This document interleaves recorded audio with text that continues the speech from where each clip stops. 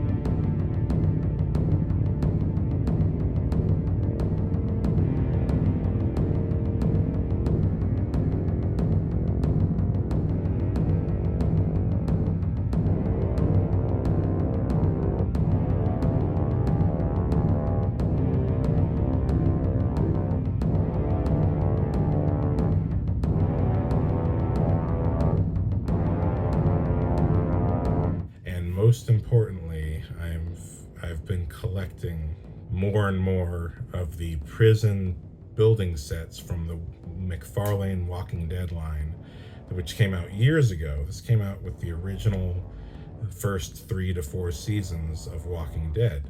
So this has been my mission, to really not only collect Transformers, but give them a world to live in. And I love Walking Dead. Especially the first 5 seasons, I think, are the best seasons of Walking Dead. But, you know, as beautiful as Walking Dead looks, I am a science fiction guy first, so I love zombies, and I love having this little set. But even more than that, I'm like, wouldn't it be cool to have a Transformer in there?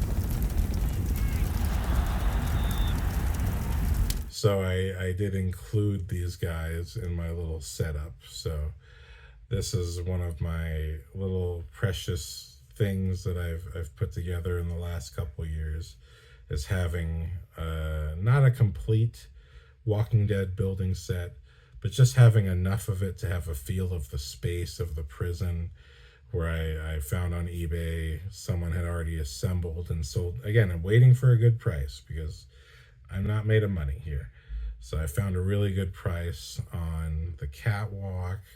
I already had a lower and upper prison cell, so I could combine that with the catwalk. So I got Optimus there, and I have been collecting slowly multiple of the towers, and I think I probably just need one more, and then just a bigger table.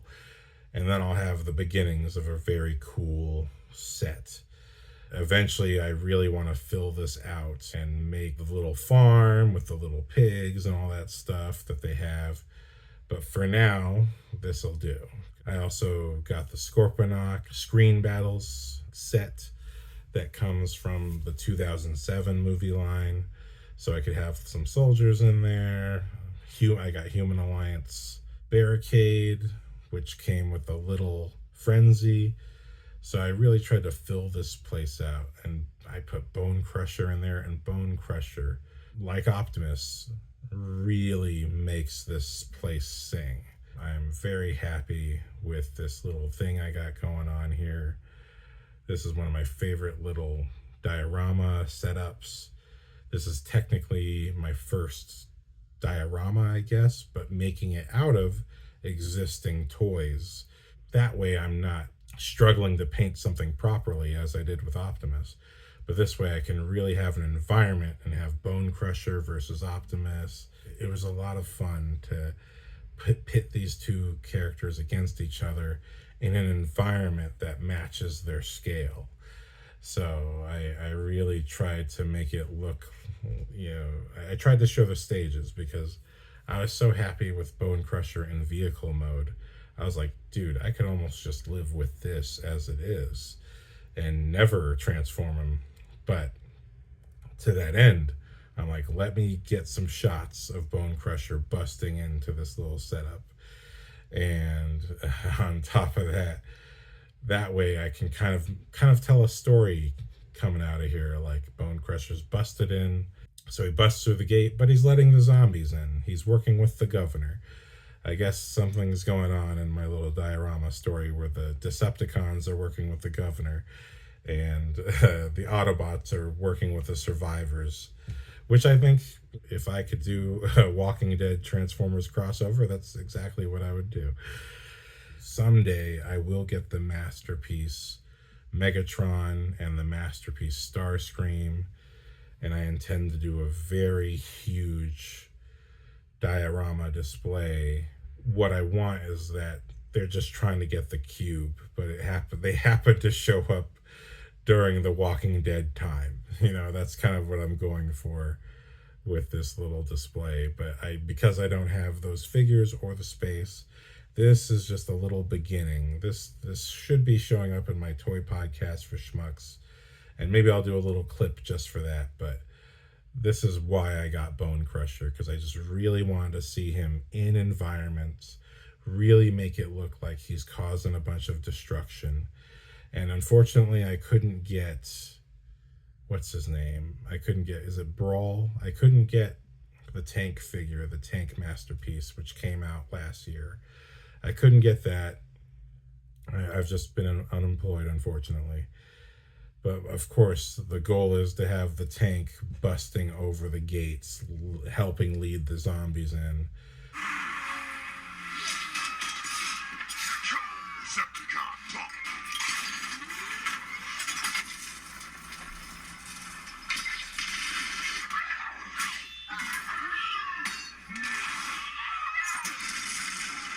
What I got was this lot of MacFarlane building set pieces, and I was able to assemble most of one of the towers, which is all I needed, because what I wanted was to represent that epic sequence from season 3 of Walking Dead where the governor comes in with a tank and blows up one of those towers.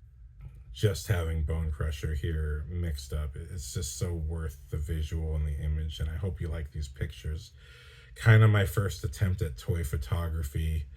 I put these out on my Instagram. Nobody saw it, nobody looked at it, nobody cared, but it's okay. It's just, for right now, it's for me, but I hope you enjoy this. But I'm hoping that you can see from these videos that I'm not just collecting to collect. I have a real goal and intention and vision for everything that I am collecting. As you can see with Little New York back here and all the superheroes. My vision and hope is one day to have a giant room of scaled dioramas where you can see all the various different adventures of toys at different scales. So in one case you have all the Marvels, and in another case you'll have the DC Universe, in another case there'll be a Batcave, and in this case you're seeing this diorama buildup of the Walking Dead prison, and you're seeing the Transformers interactions, and wherever the scales meet, I have the universes meeting. So I just had a lot of fun putting this together. I hope you like the images. When I get more room, when I hopefully get a much better job than what I last had, so I can really afford the space, I really want to create this gigantic playroom that, my friends, my family, and their kids, they can come over and they can play too, as long as I don't leave with anything. But really, it's for myself to just live in the world of toys, to live in the world of my favorite movies and shows, and hopefully create. One of the things that inspired me to do this is growing up as a kid.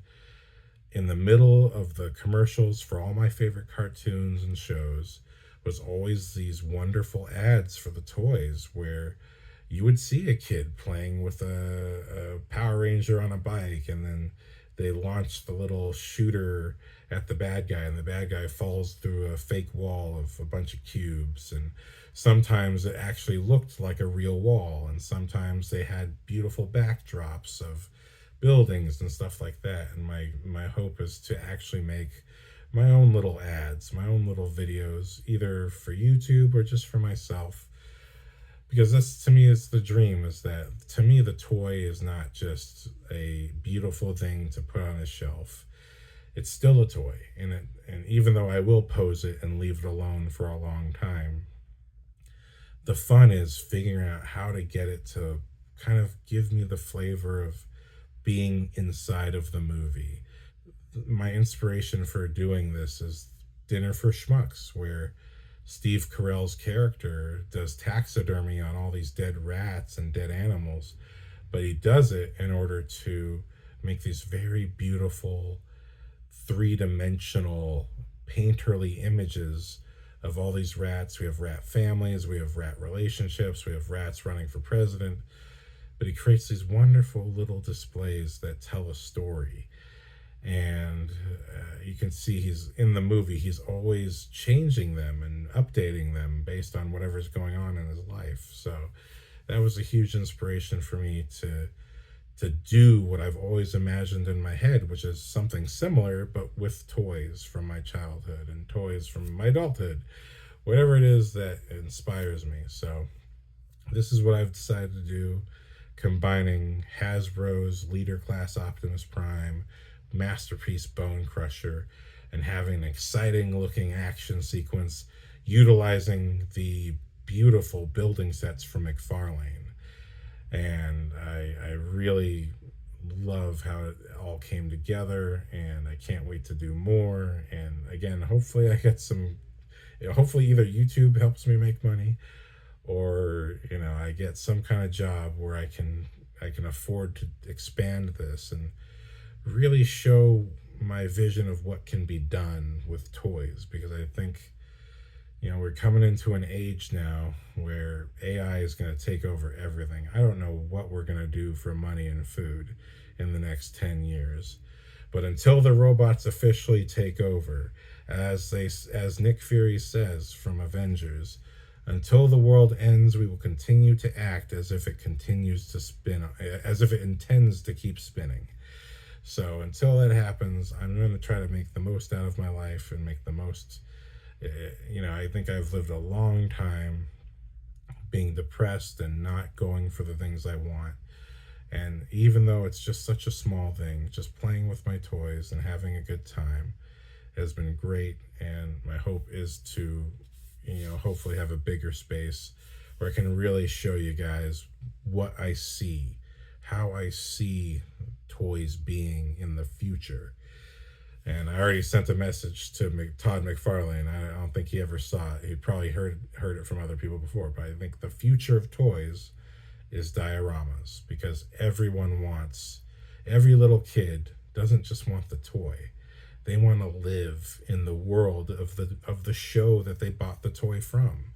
And I know this for myself. When I was a kid watching Max Steel, one of the first CGI shows, and it was basically a 12-inch doll. It was scaled a Barbie scale, but my sister had the little Barbie playhouse. So what do I want? I want more toys, but I don't. All I have is variants of Max Steel and variants of his bad guy, who was a creepy looking guy with a metal arm. So I'm like, you know what? I want more toys. I want a place for him to fight and play. So I struck a deal with my little sister. Hey, can I play with your Barbies and your playset and my Max Steel so that I can have adventures and have Max Steel save the Barbie and fall? Well, I wasn't thinking of falling in love, but she's like, okay, as long as I also get to play because I don't have any Kens and I want Barbie to fall in love. And so I'm like, deal. So for a half an hour, she would help me play, and Max has to rescue the Barbie. And then for the next half an hour, well, because of that story, Barbie and Max Steel, they're falling in love and they're going to get married and they're going to get a car. You know what I mean? So I've always loved toys, diorama, or at least not necessarily dioramas, but having the toys have a location to be. It's just part of the fun of it. This is part of the fun is living in it. So this is what I've been doing. I hope you like my little Bonecrusher unboxing and what I chose to do with Bonecrusher. And thanks for watching. Hopefully I'll see you next time.